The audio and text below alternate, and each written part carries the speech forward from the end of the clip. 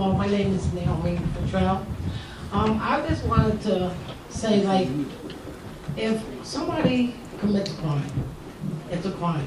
I don't understand how a person can commit a crime of selling drugs, make one sale, and you can set up, I mean, I can make 3 sales, and I can set up a person that made 1 sale, and that black person that made 1 sale goes to prison, and me, I made 3, and I get probation. I don't understand how the system works like that. Is it are you asking me, ma'am? Anybody? Okay.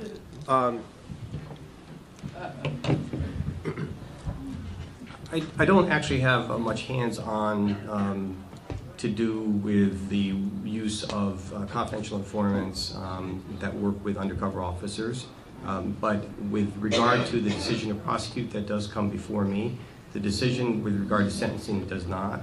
That's really up to the judge, whether it's a local judge or the county court judge. They have the sole province with regard to sentencing.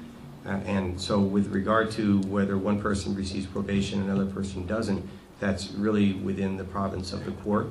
And they generally look at things such as cooperation, prior criminal history, age, things like that. Those are variables that go into any equation with regard to sentencing. With regard to the decision to prosecute, those rest on my shoulders. And so if I made a decision that this group didn't approve of, that would be my responsibility and that would be my burden. But we do use, one of the things that I do, what I encourage is information, community information. And that comes in many, many forms. It comes in people who will call us and say, we have a problem on the corner. Can you come and help us? Because we have something going on in the neighborhood that we don't want here, that's not good for us. And so we get information like that, we try and act on it. When we get information, whether that has to do with the types of crimes that impact people, such as prostitution or drug sales and things like that, we have a lot of people, not so long ago, when I first took office, robbery in the city of Kingston was a major problem. We had Chid's much better with stats than I am, but one of the problems when I took office, I couldn't believe the number of robberies that occurred, many of them what we call strong arm robberies. And people in Kingston didn't want to come out of their house at night. And so one of the things that I did is I passed around a process where I get information about who's committing these robberies, and then we get information, we get evidence, and we prosecute them. So if you're displeased with the decision of prosecution, that's on me. If you're displeased with the question of sentencing, that's really something within the province of the court. I don't know if I answered your question. No, but okay, but if it's a crime, I know some police officers who worked with some of the snitches, gave them $100, had sex with them, smoked crack with them, and but yet you're trying to set, the cops are trying to set up a drugs thing, and they're doing what the court is fighting against. Okay, so I don't know how I can respond to that. Some cops do that, you know.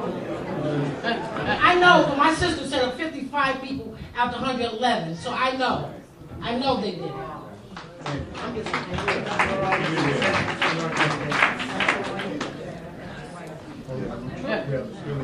All right, before I ask my question, first, real important, we have a gray Hyundai Fit Nissan Maximum, and it's blocking the driveway. Anybody has a Nissan Maximum that's parked right up this way? We have a young lady out of here that's okay. Hello? And the lights are on? The lights is on the Honda. If you have that car, it's blocking the lady's driveway. So, please. Sorry about that. How you guys doing? My name is Tyrone Wilson. I live in Kingston. I actually moved to Kingston in 2002. My question is real. It's kind of, but I just want to kind of paint a little picture for you guys. If you are a boss and you have a business and you're being told that a certain employee of yours is probably constantly stealing from the business, money, whatever, and you constantly get this person, the same person name or whatever. Do you think that as a boss, superior, whatever you want to call it, that you wouldn't wait on somebody catching them with a camera or somebody doing, to set them up or whatever, that you as a boss would take it upon yourself to do your own investigation, as far as what this person is doing. And I'm saying that because I'm hearing a lot of, earlier today I heard that, you guys did say that you were aware that you do have some corrupt cops in the police department. Am I right about that? No. No, you did not hear that. Okay. If I'm aware of corrupt cops, they're out. I heard that. But listen, some of the questions, did make that statement. we kind of all around that area. This is where we've been for the past 2 hours. All right. But what I'm saying is that I'm hearing that a lot of this has to deal with internal affairs, and they have to get involved. But for my time being here from 2002 to the present, my time presently here, right now, there has been, and I'm not into calling the names of the officers and all that, but these same officers has been, in the same mix of things since, and I find it, hard to believe that, knowing this and hearing this, that, I heard that we only have 2 complaints, of these officers, and me alone, just, I'm not, hanging on the blocks or anything, none of that. Don't get me twisted. I'm not doing all that.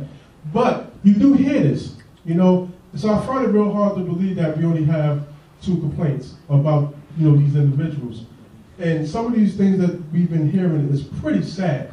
And I will hope that you guys, will be pretty much embarrassed of this if you did find the truth, whatever. I'm not saying that you didn't.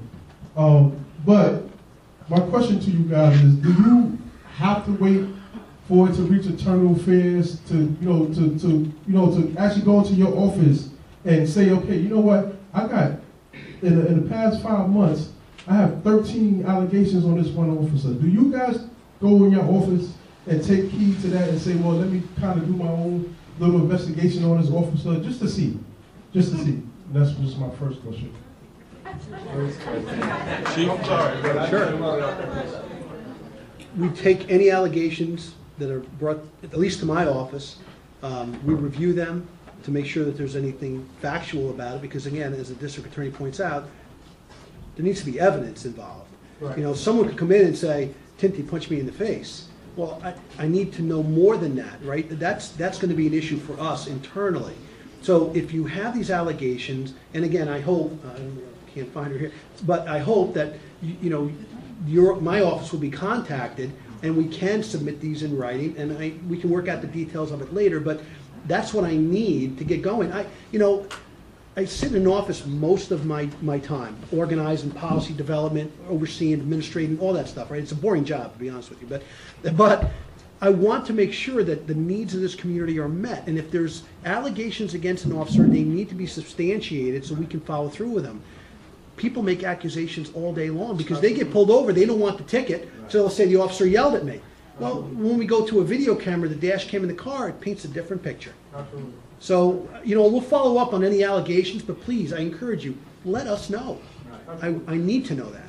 Okay. Thank you. Secondly, I just want to let you know, this is not even a question, but there is a great fear of people following through, and I just want to let you guys know that if you ever thought y'all didn't know, I just want to let you know now that there is a great fear of retaliation from people following up, against police officers and things that happen behind them. So I just want to say, openly to you guys right now that if you go back to your office tomorrow, that you jot that down and put it on, your list. That there is a fear. So, secondly, I'm gonna get out your way. Just real quick. What position? What is the position that officers hold with discriminating of possession of marijuana, small amounts of marijuana? What position do you or officers hold in criminal wise? Absolutely criminal wise, as far as small amounts of marijuana. All yours. Let me just see if I understand. Are you asking what position the district attorney's office takes with regard to possession of a small amount of marijuana? Absolutely. Okay, so the small amount currently, and that may change soon, but right now, a small amount of marijuana that's decriminalized. It's not a crime. It buys a ticket and the potential of a fine. Generally speaking, our office looks for something called an ACD on the first. It's right in the statute. An ACD is basically an adjournment saying don't do this. If you have public use of marijuana that escalates it a little bit, my office, I don't know if I want to make a public statement about marijuana, but bottom line is we don't spend a lot of time on small amounts of marijuana. We have other things to do. It's pretty important. Right now, my real fear right now for my community of Ulster County is heroin.